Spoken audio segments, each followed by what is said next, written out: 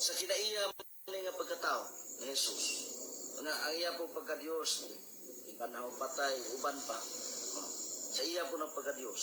Nagtudlo ang simbahan niya, kining duha sa human of divine nga giperform, ipahanungod sa usa lamang ka persona. Otherwise, duha ka Kristo. Kung ang istoryo sa nato, sa tun.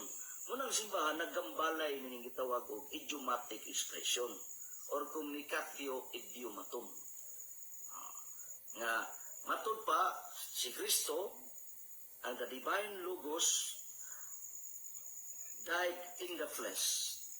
1:4 sa dugma. Nga, Laro na, resurrected. matay siyang pagkatao.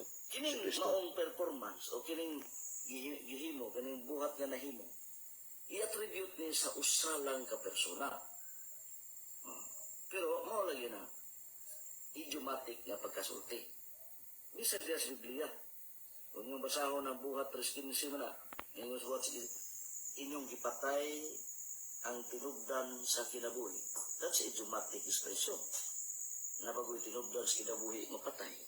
Pagkaninduta ang gipahayag ni Reverend Father Jos Cadorna sa Kapari, nga ningon siya nga the divine logos died in the flesh. Tukma kana sa fundamental sobre Catholic Dogma page 144. Divine logos, it is a divine logos died in the flesh. So klaro kayo pagka flesh tawhanon nga kaniya, pagkatao mo'y namatay. Tukma gipahayag ni Bishop Pacani ang human nature ang namatay. Si Arsobispo Palma ang human nature Kristo mo'y ikutluas kinibuan namatay. Ya Bishop Moro, perting laro sa Our Catholic Faith Manual of Religion, page 75.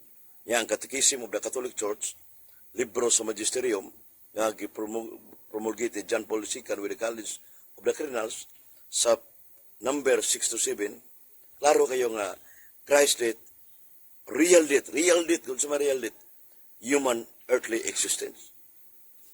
Yang sa may earthly existence, pagkatao, death is the end of the earthly life. 1007 sa Catechism of the Catholic Church.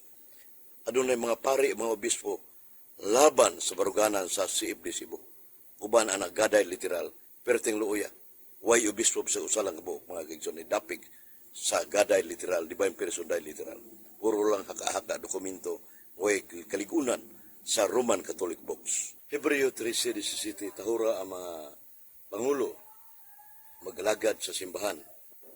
Tahura mga pare, Sirac City, 29 Kama, 31. Ang duha ka pare medyo nagkasumbiki, sumbaki ay, kay si Reverend Father Darwin Gitgano mingon siyang pahayag na video record nga, Diyos ng persona na matay, literal. Unya na siya video nga nakaglantugi sa Klang Radio, ingon siya nga, ang pagkatao na matay ni Kristo. Karong katapusan, ingon siya nga, na dokumento, pirmado ni Arsobispo Palma, nga God died literal, dili figurative. Sa ito, pag ganay literal mo, sakto na para ni Padre Darwin. Ang problema iniron, nga kung naabay dokumento si Reverend Padre Darwin Gitgano, sama sa Fundamentals of the Catholic Dogma, page 144, tukma o klaro kayo dito, it is the divine logos, died in the flesh.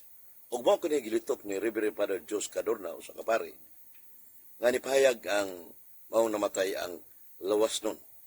Nya, adunay biblical support kana sumala sa Juan 1 Pedro 3:18, ang unang Santo Papa sa Iglesia Katolika Romana, nga namatay ang pagkatao ni Kristo. Niyayang kalag ni adto sa lubnganan, ni naapod ang divine person ito ni adto nagwali. Sa ito ba, wa mamatay ang divine person. So, di ba? Klaro kayo nga ang pahayag niya si Juan, kining Bishop Moro, ningon ito, only his human nature died. Ubispo ko na. Niya si Juan, Cardinal Vidal, ni pirma sa 1997 nga resolution with Bradshaw Fernandez, Brad Adam Amper, ang witness, nga ang maong pahayag nga ang pagkatao ni Kristo namatay.